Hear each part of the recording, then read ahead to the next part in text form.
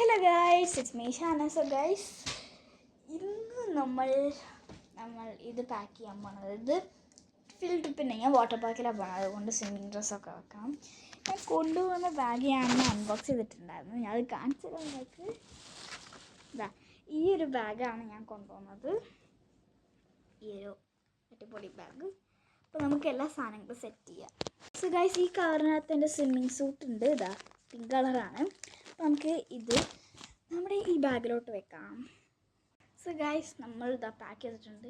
ഞാൻ ഹാറ്റ് വെച്ചു, സൺസ്ക്രീൻ വെച്ചു, ടവൽ വെച്ചു, പിന്നെ സ്വിം സൂട്ട് വെച്ചു, പിന്നെ കുറച്ച് സ്നാക്സ് വെച്ചു. ഇത്രയും സാധനങ്ങളാണ് ഞാനൊന്ന് വെക്കുന്നത്. അതോടെ എൻ്റെ ബാഗ് ഡണ്ണായി.